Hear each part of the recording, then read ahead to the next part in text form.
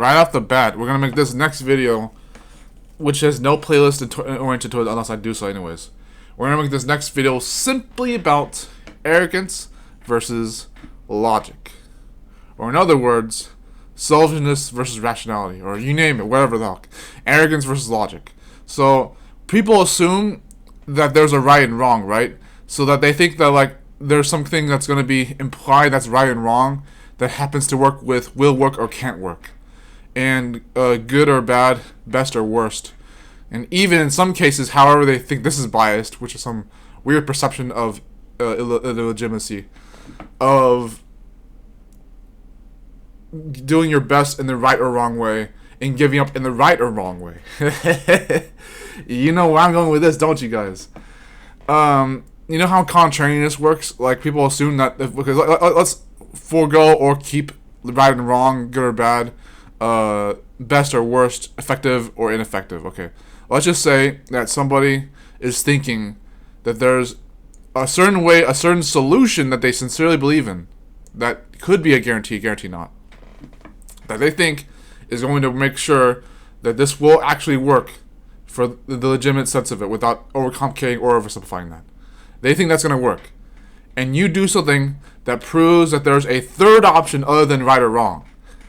And they're like, no, stop being contrary. And you're like, contrary? You think I'm doing the opposite polarity of what this is? This is a third option. That's not even the second option. It's a third option. And they're like, no, you did it wrong. This was the right way to do it. You did it the wrong way. And that was the only other way to do it. In some instances, by the way, there's only one way that things can passively coexist. So that doesn't even apply to different options, or right or wrong, or best or worst. That can be its own non-binary thing. I'm not even saying that to make fun of the LGBTQ community, but like, or to expose trans, whatever. I'm gonna cancel it anyways. I'm already making this argument, but like, so aside from that, you're mad at them because you're like, no, I didn't. There's no contrariness to what I'm doing. This is not the exact polar opposite. Only other option that I'm doing to you. This is a third three option. This is not number 2. This is not number 1. This is not number 0 from the Romans. This is number 3 or plus or more. This is a third option for better or worse, not right or wrong. This is an effect of ineffectiveness that actually can still be effective. This is the thing that you don't understand, the mysteriousness of the unknown, which is implied with that synonymousness or synonym. This is the third option. And they're like, you motherfucker, I know that you're full of shit because if you had the third option, I would know what it is. I can't see it. There's no science to what you're spiritually putting in front of my face. How am I going to know anyways? And it's like, well, see, you don't read it to my perception because you don't see what I know to be intuitive gut feeling. See, I'm clearly messing with you at this point, but you see what I mean? Is that for the things of all size no fit? Okay, I'll say this at least right. The not one size fits all. For people who actually know what they are confident in, and to be confident in what you know, you cannot only be objective. And some of the things that frustrates me about how they say that is that some of those people will say everything in life is subjective.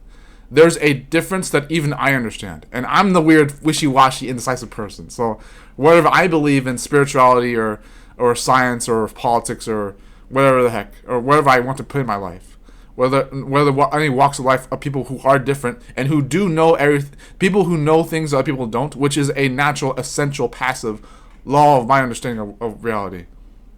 My understanding of the law of that makeup or not, whatever I believe that to be. This is why I mix up that objective versus subjective argument, because I don't mean to say that I don't understand those things. It's just I have a different way of seeing it.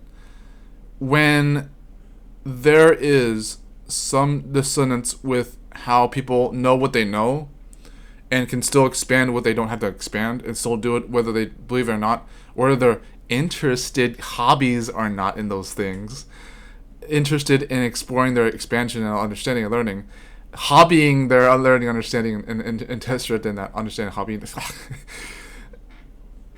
I'm not actually as wishy-washy as you might want to believe, because there are some things that I am confident in what I know, and that wasn't just not just for my peers and my subordinates, all that. I am confident in what I know. I am confident in what I know, even if I don't actually know it, because I believe in what the results in my own life it gave me. When I say that something could be right or wrong, or could be better or worse, or effective or ineffective, guaranteed, guaranteed not, mandatory, forbidden, if you've seen the Deep Dog episodes. This is not me being stubborn. This is not me being wrong, and this is not me being worse on purpose to intentionally give up. Intentionally give up for the right or wrong reason, or better or worse reason. The right and wrong way to give up, the right and wrong way to never give up. What you can wrap your mind around before I get to the end card in like 2 seconds. Okay, 3, 9. What you need to understand is that for you to know what you know and still expand your understanding without being without being too judgmental. So in other words, being non-judgmental. But to be non-judgmental, to be expansive, and to be solid in what you know, please try to balance yourself.